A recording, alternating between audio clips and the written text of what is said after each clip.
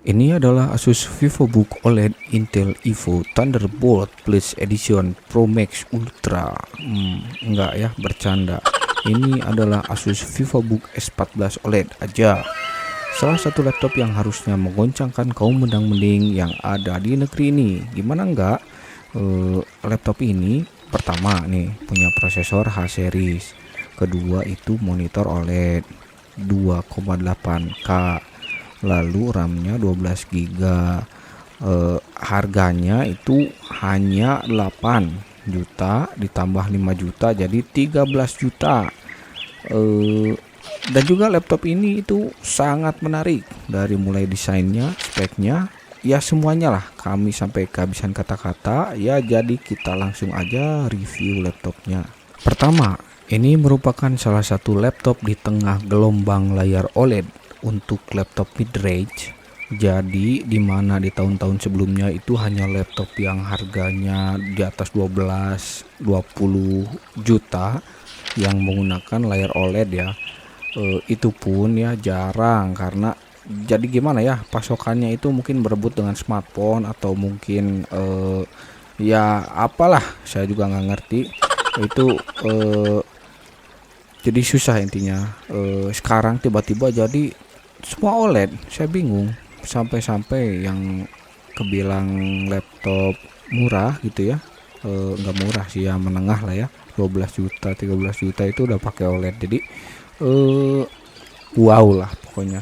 Ukuran layarnya itu sebesar 0,3889 yard. Nah, ngomong-ngomong apa itu layar OLED ya, jadi sebenarnya saya juga kurang ngerti itu apa, tapi kalau saya baca di Wikipedia, OLED merupakan singkatan dari Organic LED yang dimana teknologi tersebut menghasilkan warna yang cekas, memiliki akurasi yang tinggi seperti tendangan area Pirlo, pastinya memanjakan mata Anda terutama saat menonton. Kita lanjut ke desain. Jadi untuk desain dan dimensi itu desainnya relatif karena namanya selera kan beda-beda ya. Jadi pasti desainnya ya biasa aja gitulah, kayak laptop bezanya cukup tipis tapi ya nggak malu-maluin lah kalau dibawa ngopi di warung remang-remang. Nah, warnanya juga cukup mewah, agak ke MacBookan gitu ya. Warna apa, abu gelap, midnight, ya itulah, supaya membuat Anda tampil keren lah, pokoknya masih simetris gitu ya. Jadi kita lanjut ke spesifikasi. Jadi laptop ini tenagai oleh prosesor Intel generasi kedua Alder Lake. Wise, gile. Jadi yang ada di laptop ini itu kebetulan yang i5 ya, 12500H. Prosesor ini memiliki 12 unit core dengan beberapa thread gitu, saya lupa. Nah, prosesor ini sungguh kencang, asli ini kencang. Jadi bisa memenuhi kebutuhan Anda sehari-hari yang saya juga tahu palingan nonton YouTube sama buka Excel mungkin untuk merekap pendapatan warung gitu kan. Ditambah dengan main game The Sim gitu. Ya cocok lah pokoknya mah. Secara teknologi dan ukuran transistor itu ya kita tahulah ketinggalan 2 tahun gitu ya dari pesaing-pesaingnya yang dimaklun ke Taiwan gitu kan. Tapi ya siapa sangka cukup efisien kalau kata saya, walau ya begitulah, kurang kurang mantap gitu kan. Lanjut ke RAM ya. Jadi RAM-nya memang masih DDR4. Jadi nggak masalah sih kalau kata saya, nggak dipakai apa-apa juga kan ya. Biasanya untuk penyimpanan itu sudah menggunakan SSD NVMe ABCDEGZ dengan ukuran 500 GB. Nah, untuk SSD-nya ya cukup kencang lah, sudah Gen 4 gitu kan, namun ya terbilang agak kecil gitu kan, 500 GB ya kalau nyimpan film-film haram gitu kan. Aduh. Ya kalau kurang lah. Ya maksudnya film haram itu kan yang didownload secara ilegal, bukan yang aneh-aneh ya. Tapi kan bisa pakai SSD eksternal kan, bisa diakalin lah, nggak masalah. Toh kan seringnya cuman nge-YouTube aja kan, YouTube nggak makan harddisk. Untuk RAM 12 GB cukup ya, cukup sih. Kalau kalau saya coba itu buka situs marketplace gitu kan, banding-banding harga kolor sambil dengerin podcast, sambil buka apa gitu aplikasi lain tipis-tipis, ya aman lah. masih banyak juga yang kosong gak guna juga kan ya. Nah, sekarang kita lanjut ke pembahasan yang lain, yaitu baterai ya. Ini secara kapasitas itu ya luar biasa mantap. Kapasitasnya 25,9 kJ atau setara dengan 0,09387 mechanical horsepower selama 1 jam efektif, alias sekitar 0,07 kWh. Nah, jadi selama kita tes nih mampu bertahan selama 25 jam.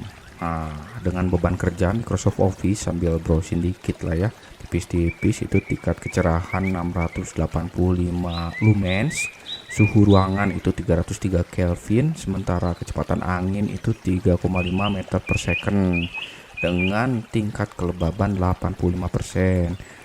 Nah, itu kami bekerja selama 1 jam, terus kami tinggal tidur itu dalam keadaan screensaver karena sudah malam dan besok juga pagi harus kerja lagi ya, takut ngantuk gitu kan. Lalu dilanjut besoknya itu pagi ngetik-ngetik tipis sekaligus nonton film sampai sorenya lagi gitu kan. Nah, baterai masih tersisa 12%. Nah, keren kan?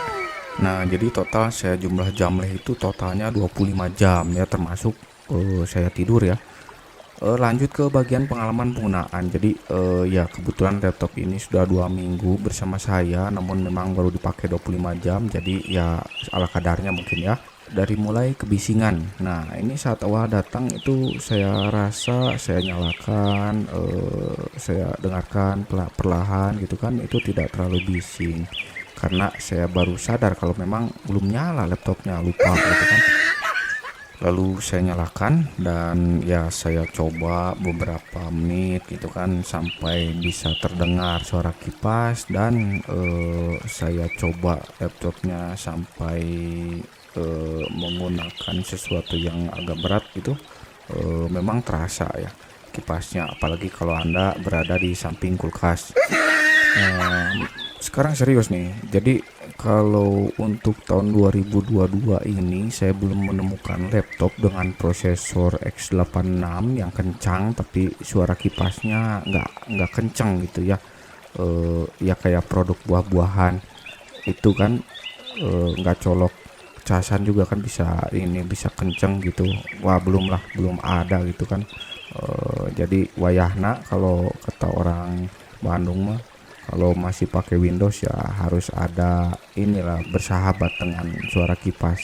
Nah, dengan catatan Anda tidak di samping kulkas ya tidak akan terlalu kencang lah suara kipasnya. Tapi kalau dibandingkan dengan prosesor seri H2 atau 3 tahun lalu ya, kalau saya rasa ini sudah membaik lah ya, mungkin suaranya setengahnya kali ya, udah nggak terlalu mengganggu gitu kayak kipas pesawat.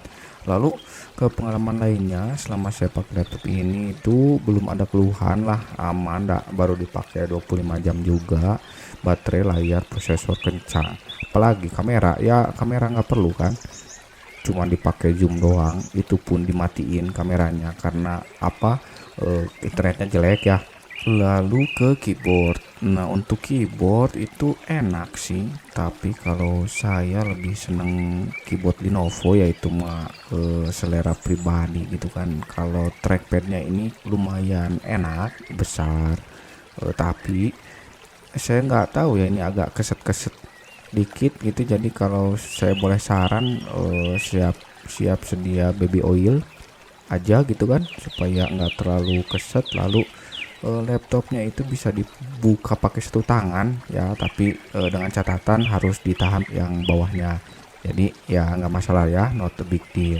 Nah, untuk wifi itu udah canggih, pakai modul Wi-Fi 6E dari Intel yang menyebalkan. Jadi ini pengalaman aja nih, waktu saya pakai laptop lain dengan apa dan modul Wi-Fi yang sama itu masih pakai router bawaan IndiHome, itu nggak ngerti, suka disconnect. Jadi kalau sinyalnya nggak penuh gitu suka disconnect sendiri ya, itu nyebelin lah pokoknya mah. Tapi kalau secara teori ya kenceng lah, cocok gitu kan untuk 2022.